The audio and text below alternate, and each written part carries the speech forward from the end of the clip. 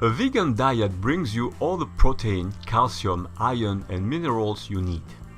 But there are a few molecules that you must take. Actually, most non-vegan are also deficient in those. The first molecule is vitamin B12.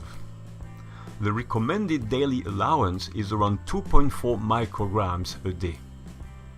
You must take a supplement or make sure you meet your requirement through the fortified food you eat. Vegans don't get B12 from a plant-based diet. And no, that doesn't mean we are meant to eat meat to get our B12. B12 is not made by animals or plants, but by bacteria. All mammals make B12 in their gut, and only ruminants, which are mammals such as cattle, sheep, antelopes, deer, giraffes, and their relatives, that chew the cud regurgitated from their stomach, are able to have access to their internal B12. All of the mammals that are not carnivores, including humans, have historically covered their need in B12 the way gorillas do it today, by eating termites, snails, and small insects, and sometimes some other stuff which gives them access to their internal B12. Vitamin B12 deficiency can potentially cause severe and irreversible damage, especially to the brain, the nervous system, and the cardiovascular system. Listen to Dr. Greger on the subject. If those on plant-based diets don't get enough vitamin B12, levels of an artery-damaging compound called homocysteine can start to rise in the bloodstream and may counteract some of the benefits of eating healthy.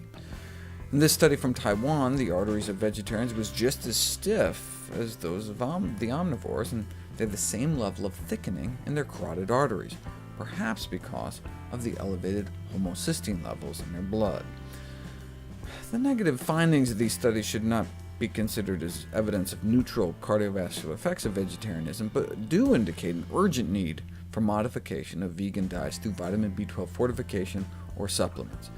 Vitamin B12 deficiency is a very serious problem, leading ultimately to anemia, neuropsychiatric disorders, irreversible nerve damage, and these high levels of artery-damaging homocysteine in the blood. Prudent vegans should include sources of vitamin B12 in their diets. One study of vegetarians whose B12 levels were really hurting even had thicker, more dysfunctional arteries than the omnivores. How do we know B12 was to blame? Well, when they were given B12 supplements, they got better. Their arterial lining started to shrink back, and the proper functioning of their arteries returned. Without B12 fortified foods or B12 supplements, when omnivores are switched to a vegan diet, they develop vitamin B12 deficiency. Yes, it may take dropping down to around 150 picomoles per liter to develop classic signs of B12 deficiency, like the anemia and our spinal cord rotting from the inside out. But way before that, we may start getting increased risk of cognitive deficits and brain shrinkage and stroke and depression and nerve and bone damage, as well as having our homocysteine shoot through the roof. And that may attenuate the beneficial effects of a vegetarian diet on cardiovascular health. The beneficial effects of vegetarian diets on cholesterol and blood sugars need to be advocated, but at the same time, efforts to correct vitamin B12 deficiency in vegetarian diets can never be overestimated. Now, be careful to megadoses of B12. In a study that followed more than 77,000 people for more than a decade, researchers noticed a troubling trend when it comes to one of the most popular vitamin supplements on the market. What we found was that men who had used dietary supplements, in particular B6 and also vitamin B12, were at significant increased risk of developing lung cancer. Surprisingly, there was no risk found in women, but in men, those who took high doses of these B vitamins for up to 10 years had approximately double the risk of developing lung cancer. In men who smoked, the risk was 3 to 4 times greater, depending on which of the 2 B vitamins they were taking. This study looked at both men and women who took high doses for 10 years. A high dose of B6 is considered 20 milligrams, but supplements come in doses of up to 500 milligrams. A high dose of B12 is considered to be 55 micrograms, but B12 supplements come in doses of up to 5,000 micrograms. So these are super physiological doses that are not necessary for your health. Theodore Brasky led the study at the Ohio State University Comprehensive Cancer Center, James Cancer Hospital, and Solove Research Institute. He says it's easy to get plenty of B vitamins from diet. Foods like cereals are fortified with them, and some energy drinks have 8,000% of the recommended daily allowance of B12. I don't think there's a clear scientific backing for a healthful need for these supplements at those doses. Just take a supplement delivering around a daily allowance of 2.4 microgram and be aware of what your food gives you already. For example, I get all my B12 with only 2 cups of this particular soy milk. Each cup gives me 50% of my daily requirement. The second supplement is vitamin D, preferably vitamin D3 since it's the form our body can use. Vitamin D is essential for strong bones because it helps the body to use calcium from the diet. Low blood levels of the vitamin have been associated with the following: increased risk of death from cardiovascular disease, cognitive impairment in older adults, severe asthma in children, and some cancer. You could be deficient if you don't consume the recommended levels of the vitamin over time. This is likely if you follow a strict vegan diet, because most of the natural sources are animal-based. Before eating animal products, we used to get it from the sun. Because the body makes vitamin D when your skin is exposed to sunlight, you may be at risk of deficiency if you are homebound, live in northern latitudes, wear long robes or head coverings for religious reasons, or have an occupation that prevents sun exposure.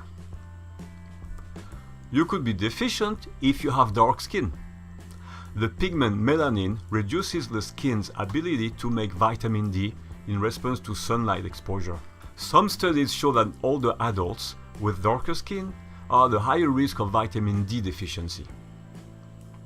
I'm not a doctor or healthcare practitioner, so I'm not going to tell you actually how much vitamin D you should get.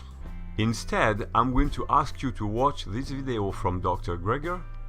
You can also pause the video and look at the studies he's using and try to find them yourself online. If everyone took 2,000 units of vitamin D a day, it could shift the curve from average blood levels in the mid-50s to about 110, which some estimate could add years to our life expectancy. Data derived from randomized clinical trials have convinced some influential experts, such as Harvard's chair of nutrition, that we should shoot for this kind of range, levels that about 9 out of 10 people fail to reach, because it may necessitate taking between 1,800 and 4,000 units a day. The Institute of Medicine, however, considered blood levels of 50 to be sufficient, and therefore only recommended 600 to 800 units a day for those with little or no sun exposure, because they were only considering bone health. But even if you just cared about your bones and not your lifespan, you'd still probably want to shoot for the 75 threshold, because there's evidence like this from hundreds of autopsies of people that died in car accidents showing osteomalacia, softening of the bones, and between 18 and 39% of people that reach the Institute of Medicine target but fail to make it to 75. There's even been a charge that the Institute of Medicine simply just made a mistake in their calculations, and so using their own criteria, they should be recommending thousands of units a day as well. But the mere absence of soft bones can hardly be considered an adequate definition either of health or of vitamin D sufficiency. It's like saying you only need 10 milligrams of vitamin C to avoid scurvy. Yeah, but we need way more than that for optimal health. The Institute of Medicine took the position that the burden of proof fell on anyone who claimed benefits for intake higher than their minimal recommendations, which is a good approach for drugs. For unnatural substances, less is more until proven otherwise. But for nutrients, shouldn't the starting point, at least, be the natural levels to which our bodies have become finely tuned over millions of years. The target level of 75 only sounds high compared to average levels today. But in modern times, we practice unnatural activities like working at a desk job, or sometimes even wearing clothes. We evolved running around naked in equatorial Africa, getting sun all day long. If you measure vitamin D levels in those living traditional lives in the cradle of humanity, a normal vitamin D level would be over 100. So maybe that should be the starting point until proven otherwise, a concept regrettably many guidelines committees seems to have ignored. Now look, the natural level isn't necessarily the optimal level. Maybe the body would have thrived with less. So you still have to look at what levels correspond to the lowest disease rates, and when you do, the highest levels do indeed seem to correlate with less disease. You know what always struck me when I was doing pediatrics? That breastfed babies required vitamin D drops. I mean, shouldn't human breast milk be a perfect food? Of course, for the medical profession, the solution is simple, right? Provide the baby supplements, the drops. But it seems like we shouldn't have to, right? It should be perfect. But look, you measure human breast milk these days, and it has virtually no vitamin D, and would cause rickets, unless the mom had vitamin D levels up around, you guessed it, the level natural for our species, which of course makes total sense. So it's just like an environmental mismatch, the way we live in our modern world. It helps to think of vitamin D as what it truly is, a hormone, not a vitamin. So if you think of it like that, then it would be reasonable to have normal levels. Right? We physicians try to maintain blood pressure and all sorts of parameters within normal limits, but why is so little attention paid to the status of the hormone vitamin D? Omega-3 fatty acids.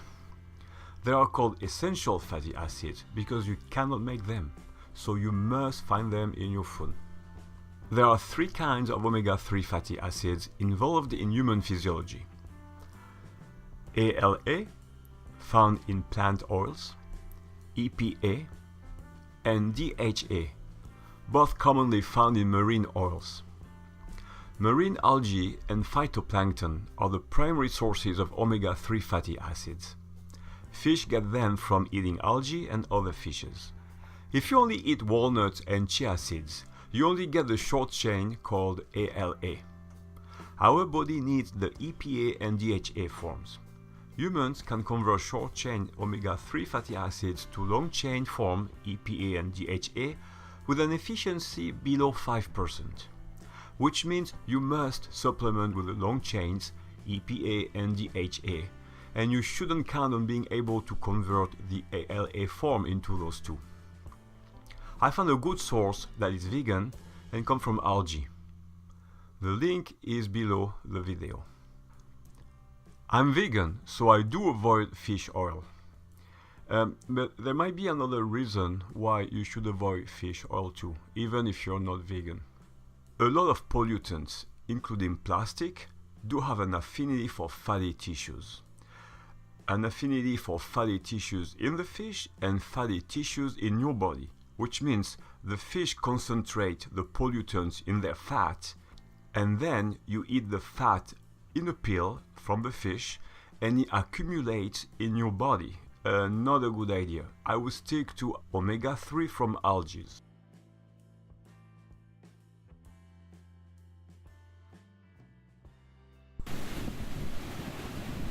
Iodine is the last supplement I'll talk about in the frame of a vegan diet.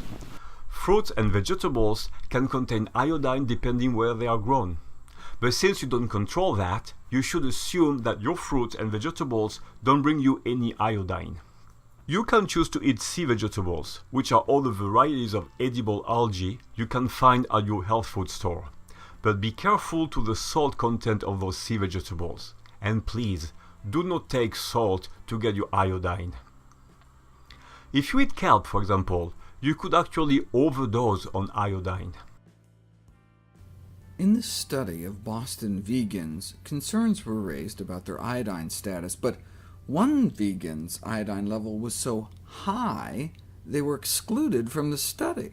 How is that possible? They were consuming kelp. As I've written in my iodine recommendations for a decade now, unless your neighborhood nuclear plant just melted down, no kelp. It just has too much iodine. If you buy kelp or any other algae for that matter, understand how much iodine you are getting per serving, while keeping in mind that the daily recommended dose for iodine is around 200 micrograms.